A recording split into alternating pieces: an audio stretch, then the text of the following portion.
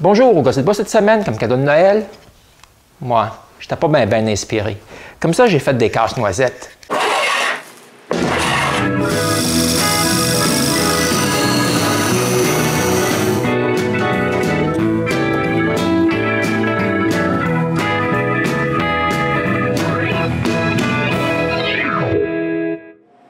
C'est vrai, j'étais pas bien inspiré. Puis Noël s'en vient un peu trop vite.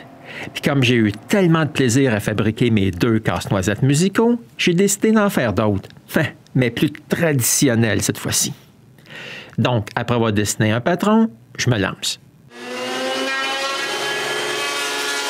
La première chose à faire est de surfacer assez de bois pour les 2 premiers.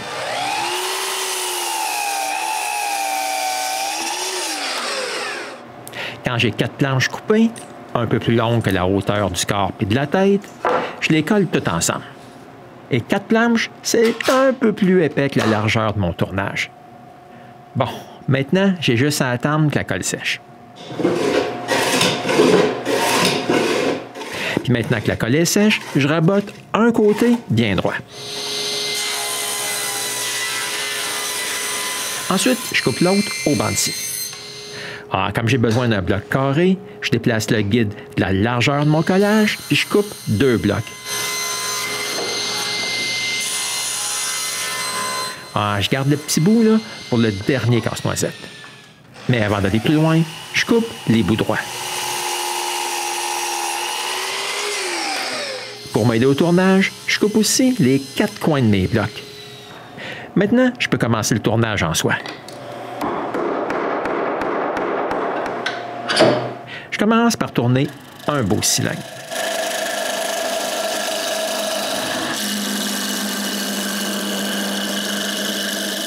Ensuite, avec un patron pleine grosseur que j'ai imprimé, collé et découpé à partir d'une planche, je marque toutes les transitions de mon casse-noisette. Ensuite, je tourne la forme. Je commence par la forme générale du chapeau.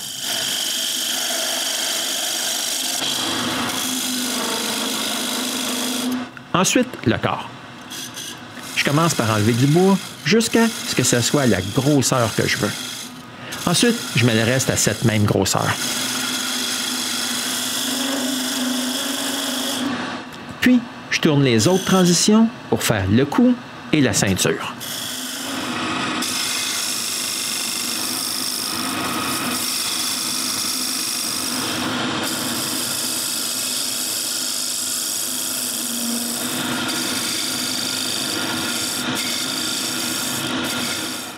La dernière chose à tourner, c'est la forme de la tête.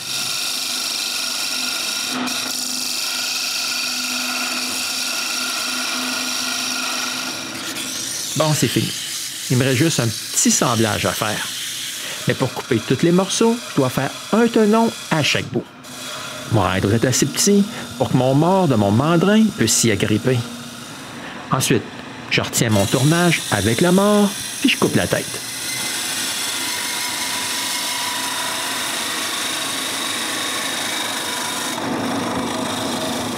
Puis, je coupe le chapeau du reste.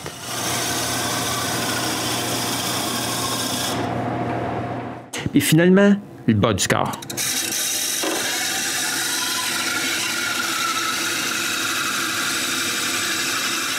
Bon, voici les 2 morceaux principaux d'un casse-noisette. Mais un vrai casse-noisette a un casse-noisette. Donc, je dois couper une rainure ici. Pour faire ça, il me faut un gabarit. Je colle donc 2 chutes de contreplaqué ensemble avec du ruban à double face et je trace la forme du casse-noisette directement au bas de mes 2 collages. Ensuite, je coupe ça.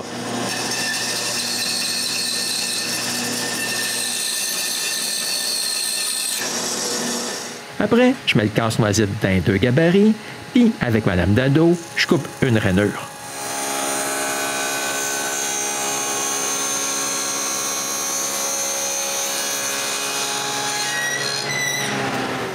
Mais c'est pas fini.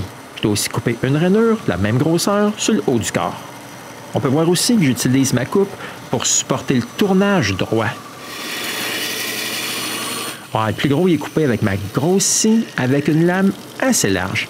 Puis la coupe finale, elle, est faite avec ma petite avec une lame très mince. Ouais, mais j'avais intentionnellement laissé un peu de bois. Maintenant, je dois mettre tout ça droit et parfaitement en ligne avec la rainure. Maintenant, je dois faire la partie qui est actuellement le casse-noisette lui-même. Premièrement, j'ai besoin de bois bien droit, puis c'est bien plus plaisant puis bien moins bruyant de le dégaucher à la main. Donc, quand c'est fait, je trace la forme que je crois qui va être la bonne, parce qu'à ce moment-là, je ne l'avais pas dessiné encore. Donc, après que ce soit dessiné, je coupe la forme.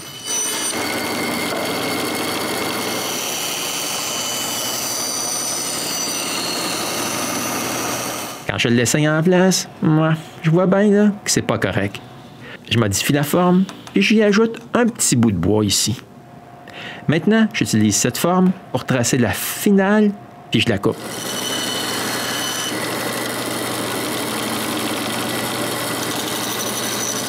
Alors, quand c'est fait, je fignole la coupe. Ensuite, je mets les deux morceaux ensemble, puis je perce le trou pour le pivot.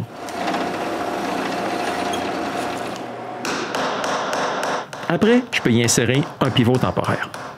Je laisse le bout un peu plus long que prévu, et je le coupe seulement quand tout est assemblé. Comme ça, la forme est parfaite.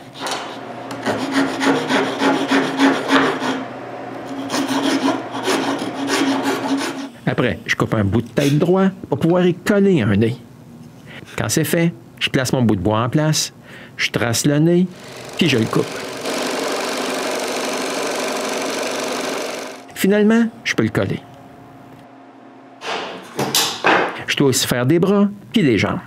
Je commence par ajuster le guide de coupe et je me coupe un paquet de blocs carrés.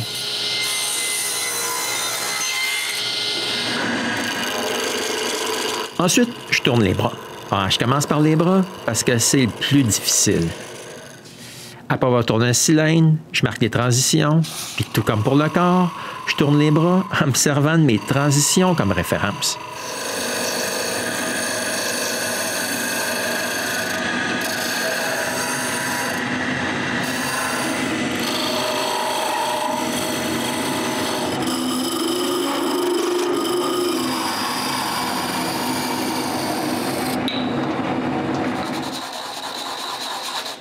Bon, un bras de tournée. Je refais la même chose 3 autres fois, puis j'ai 4 bras. Maintenant, je dois faire la même chose pour les jambes. Mais les jambes, c'est pas mal plus facile. Puis en le temps de le dire, j'ai aussi 4 jambes. Je dois aussi faire des souliers. Pour ça, je tourne une forme qui ressemble à une paire de souliers dont les semelles là, sont collées ensemble. Quand c'est tourné puis bien sablé, je coupe la paire de souliers du bloc de tournage en perçant un trou de la grosseur des jambes.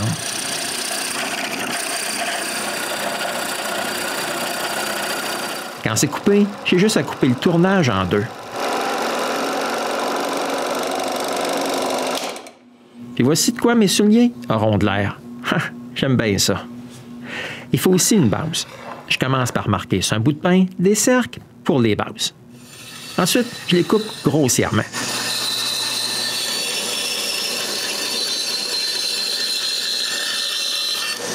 Pour avoir des bases bien rondes, je colle le cercle grossier que je viens de couper sur un bout de bois avec de la colle chaude.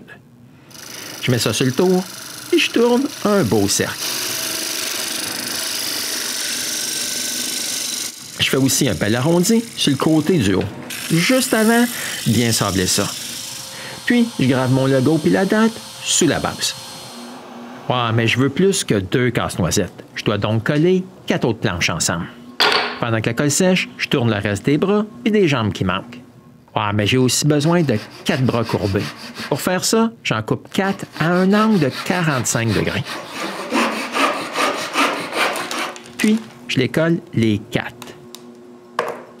Maintenant que la colle de mon deuxième collage est sèche, je peux faire toutes les mêmes opérations que j'ai faites pour les 2 premiers tournages. Mais pour les 2 des 3 qui me restent, je veux faire quelque chose de spécial. Je veux faire une couronne. Pour ça, je dois percer des trous juste ici. Donc, pour avoir les trous aux bonnes places, j'ai fait 6 marques sur mon tour. J'aligne une marque, puis je fais une trace sur le tournage. Je tourne à la prochaine marque, puis je trace encore. Je fais ça tout le tour. Ensuite, avec une grosse mèche Forstner, je perce des trous directement sur mes marques.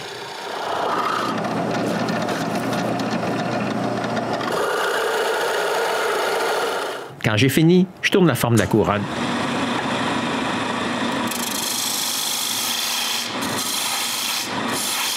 Après, je coupe à l'endroit où les pointes finissent.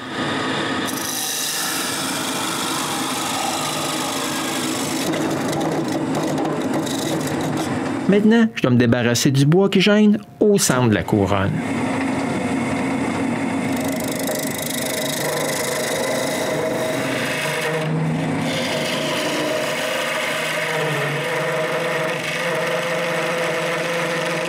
La dernière chose à faire pour la couronne, c'est de m'assurer que le fond, là, lui, il est bien droit.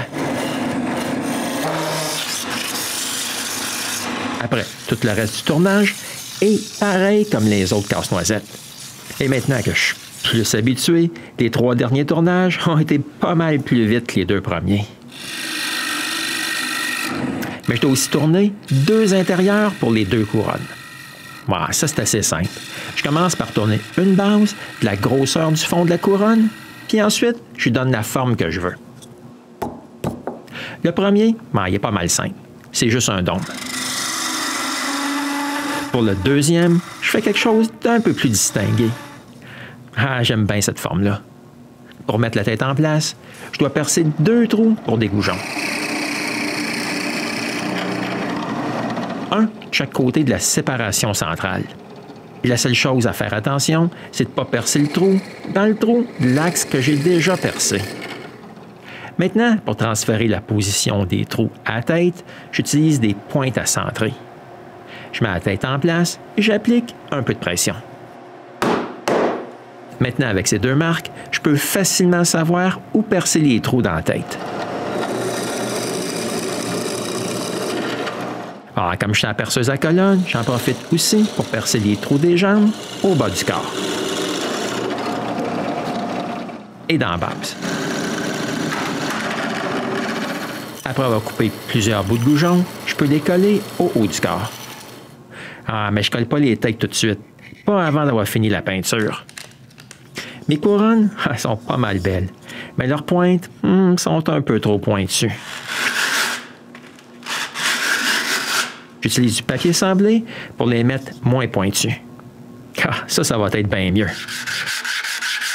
J'utilise le même papier pour sabler une partie droite sur toutes les boules. OK, c'est pas facile à tenir avec ses doigts de 6 petites boules. Ah, mais j'y arrive. Puis voici toutes mes boules. Maintenant, j'ai juste à y coller au haut de chaque pointe des 2 couronnes. J'avais aussi une plus grosse boule pour mettre ici. Mais je veux aussi un tambour. Ah, mais il n'y a rien de sorcier, là. Je tourne un petit cylindre que je coupe. Je veux un bouclier sur 2 casse-noisettes. La première chose que je dois faire, c'est de couper une mince tranche d'érable. Ouais, mais c'est loin d'être droit. Je dois passer ma planche dans l'assembleuse à tambour. Ensuite, je grave un logo à l'intérieur de chaque bouclier. Quand c'est fait, j'ai juste à utiliser la gravure extérieure comme guide pour couper les boucliers. La dernière chose à faire avec les boucliers, c'est de sabler leur contour. Bon, maintenant, je suis prêt à tout peinturer. Mais avant, j'identifie quel corps va sur quelle tête. Ensuite, je commence la peinture. Je commence par vaporiser toutes les surfaces de la même couleur, comme le beige pour les têtes. Ensuite, le rouge. OK, il y a pas mal de rouge. Ça me prend plus qu'une bonbonnière au sol. Ah, mais c'est vrai aussi que la couleur est rouge Noël. Mais même si le rouge est fait, il reste quand même le noir des jambes. Pendant que la peinture sèche, je commence à travailler ces accessoires que je n'ai pas encore fait, comme les 2 épées. Après avoir coupé un bout de bois à bonne largeur, je coupe 2 bouts de la longueur de mes épées. Ensuite, je mets les bouts pointus. Avec ma CNC, je coupe 2 trous pour y insérer les bouts carrés des épées. Après avoir coupé à bonne longueur, je peux coller les morceaux ensemble. Je vais aussi simuler un manche d'épée. Pour ça, je tourne un petit quelque chose.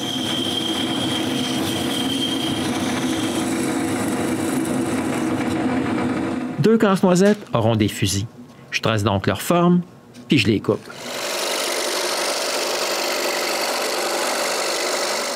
Bon, voici tous les accessoires manquants. Mais la peinture, elle, est loin d'être finie.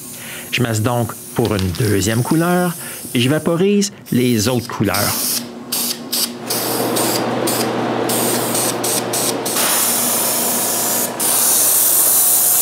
Ouais, il me reste plus de peinture à aérosol noir.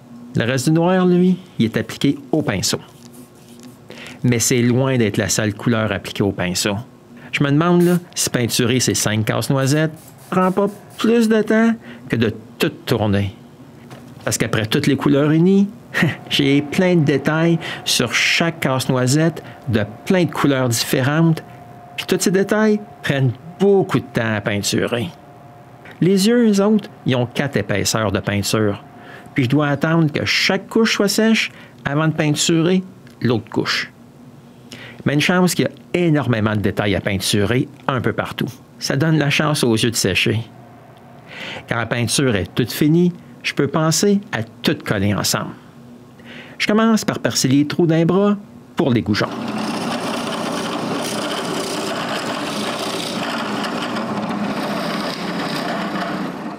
Je perce aussi les trous pour les épées. Et c'est les premiers morceaux que je colle ensemble. Je colle la lame avec un goujon et le manche. Lui, j'y avais tourné un petit tenon. Je laisse les épées tranquilles pendant que je perce les trous dans les corps pour les bras.